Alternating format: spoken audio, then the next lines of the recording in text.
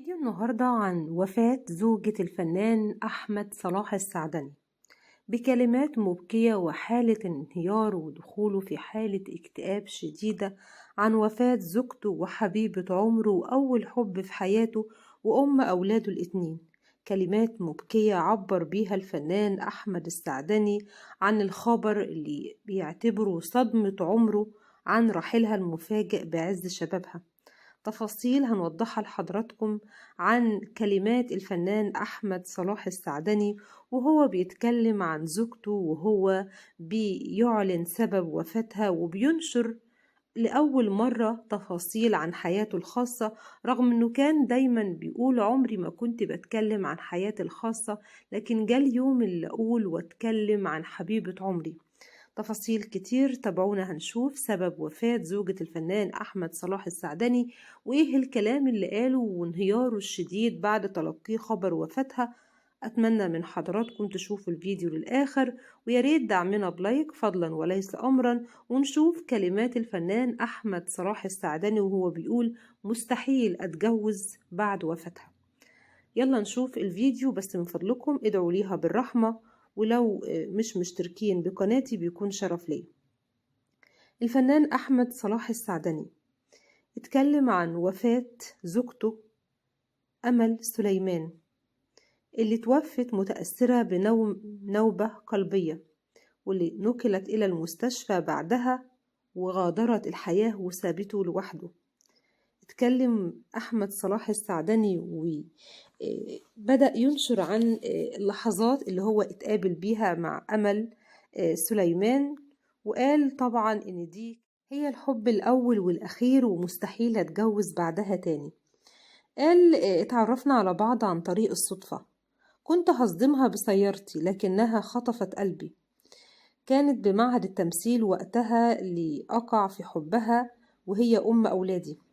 تعرفنا على بعض وبعد قصة حب لمدة عامين أنجبنا ابننا الأول عبد الله، لكن زي أي زوجين حديثين بيحصل بينهم مشاكل بسبب إن أنا ما عنديش طولة بال لتربية الأولاد وطول اليوم بالشغل، وهي برضو ما هيش واخدة على تربية الأولاد والعياط والمشاكل والكلام ده، لكن حبنا كان أقوى من كل الخلافات اللي تسببت في طلاقنا.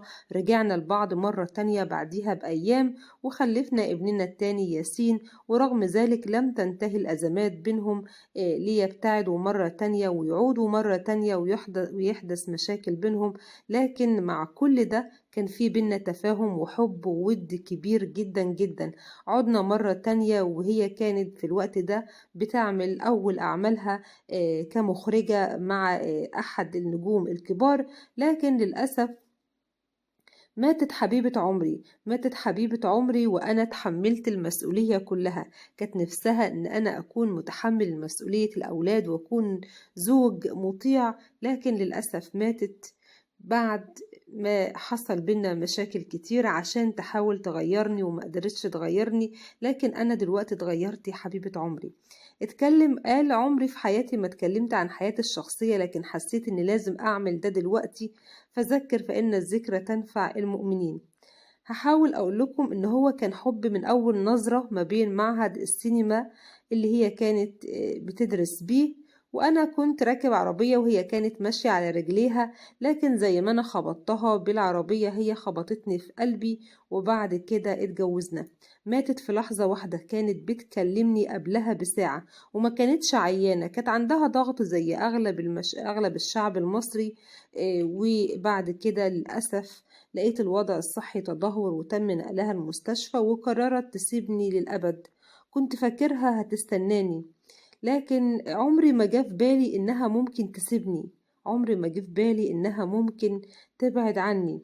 ماتت وسابت لي الولدين والندم.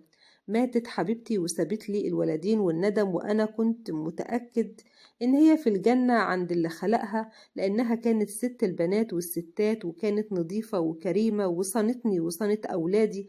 بحبك يا أمل حياتي، طول العمر هتكون معاكي، عمري ما هتجوز بعدك، عمري ما هنساكي، عمري ما هقول إن انتي غير، كنتي حبيبتي وكنتي أجمل شيء في حياتي.